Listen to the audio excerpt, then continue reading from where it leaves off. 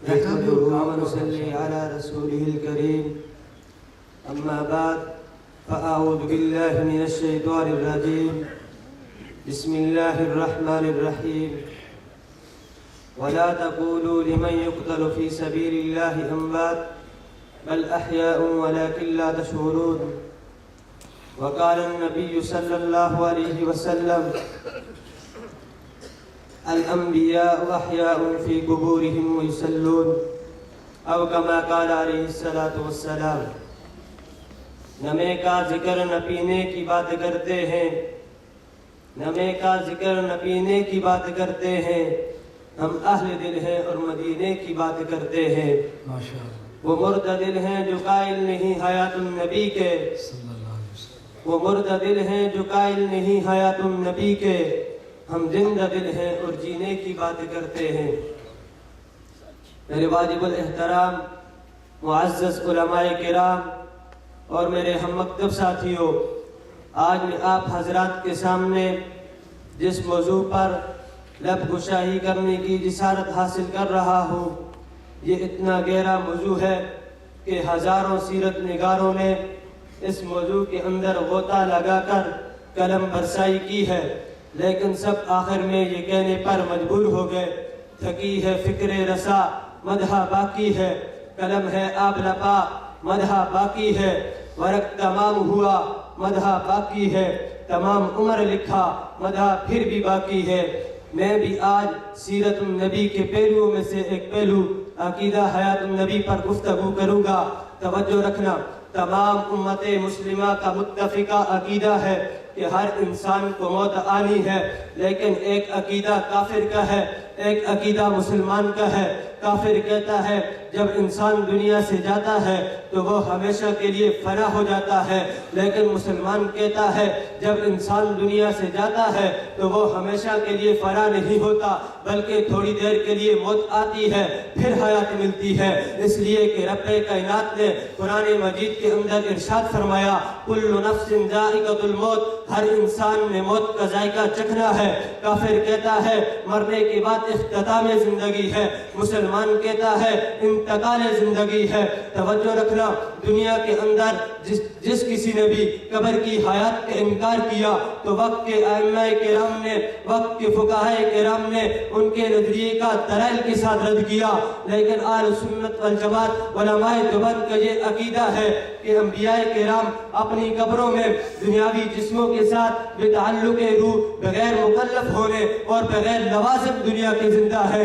یہ عقیدہ اتنا عام ہے کہ مفسرین نے اس پر کئی آیات بطور دلیل پیش کی ہے، محدثین نے احادیث متواترہ نقل کی ہے، متکلمین نے اس عقیدے کو اجماعی عقیدہ قرار دیا ہے. وقت کی قلت کو پیش نظر رکھتے ہوئے چند ایک آیات اور دلائل سماعت فرمائے.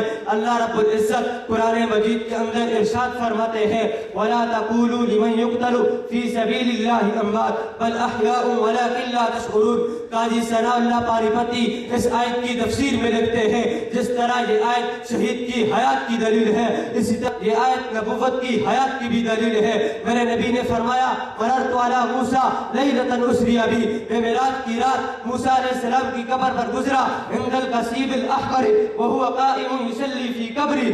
موسیٰ علیہ السلام قبر میں سرخ ٹیلے کے قریب نماز پڑھ رہے تھے. حضرت انس رضی اللہ تعالی عنہ سے روایت ہے کہ حضور صلی اللہ علیہ وسلم نے فرمایا: الانبیاء احیاء فی قبورہم ویصلون. انبیاء کرام قبروں میں زندہ ہیں اور نماز پڑھتے ہیں. اعتراض کرنے والا اعتراض کرتا ہے یہ حدیث تو ضعیف ہے. میں نے کہا علامہ ابن حجر عسقلانی رحمۃ اللہ علیہ نے فتح الباری کے اندر اس حدیث کی سند کو صحیح کہا ہے. ملا علی قاری نے مرقات شرح مشکات کے اندر اس حدیث کی سند کو صحیح کہا ہے. بانی تبلیغی جماعت مولانا مفتی محمد الیاس دہلوی رحمۃ اللہ علیہ کے پیر و مرشد مولانا خلیل احمد سہارنپوری نے بذل المجہود کے اندر اس حدیث کی سند کو صحیح کہا ہے. ایک اور دلیل دینے لگا ہوں، توجہ رکھنا. علماء دیوبند میں سے مولانا مفتی اعظم مولانا مفتی محمد شفیع عثمانی رحمۃ اللہ علیہ نے اپنی تفسیر معارف القرآن کے اندر حضور صلی اللہ علیہ وسلم کی بیوی کا کسی اور کے نکاح میں نہ جانے کی دو وجہ لکھی ہے. پہلی یہ کہ حضور کی بیویاں تمام امت مسلمہ کی مائیں ہیں. دوسری وجہ یہ ہے کہ حضور صلی اللہ علیہ وسلم اپنی قبر مبارک کے اندر زندہ ہے۔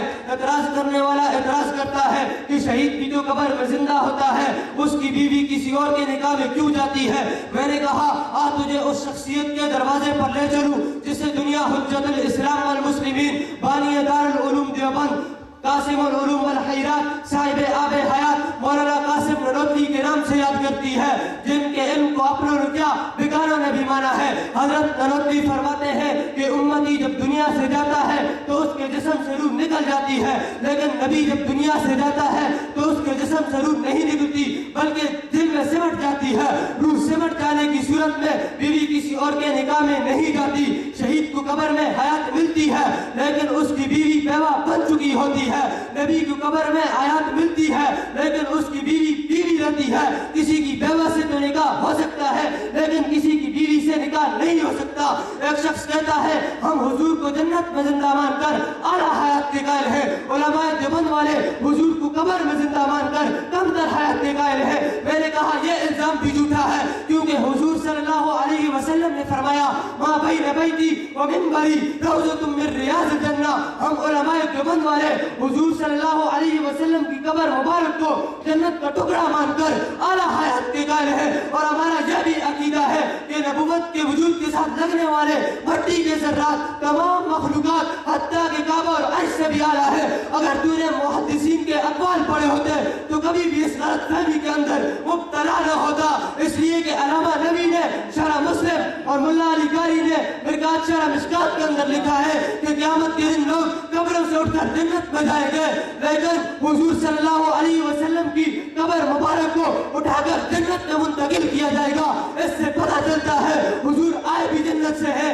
اور رہتے بھی جنت میں ہیں، اور کل قیامت کے دن اسی زمینی ٹکڑے کے ساتھ جنت الفردوس میں جائیں گے۔ تو کسی کہنے والے نے کیا خوب کہا ہے، ہم جس کی فضیلت پہ دو عالم کی زمین ہے، سجدگاہ کونین اتیبا کی زمین ہے۔ دنیا کا عقیدہ ہے یہ اپنا بھی یقین ہے، دنیا کا عقیدہ ہے یہ اپنا بھی یقین ہے، جو شہ مدینے میں کہیں اور نہیں ہے۔ یہ ارض مقدس ہے طیبہ کی زمین ہے، یہ ارض مقدس ہے طیبہ کی زمین ہے۔ جنت بھی یہی ہے، ساکن جنت بھی یہی ہے، جنت بھی یہی ہے، ساکن جنت بھی یہی ہے۔ اے خاک مدینہ تیرے اعجاز کا صدقہ، اے خاک مدینہ تیرے اعجاز کا صدقہ، اے عرش نشین جو بھی یہاں فرش نشین ہے۔ وما علینا الا البلاغ۔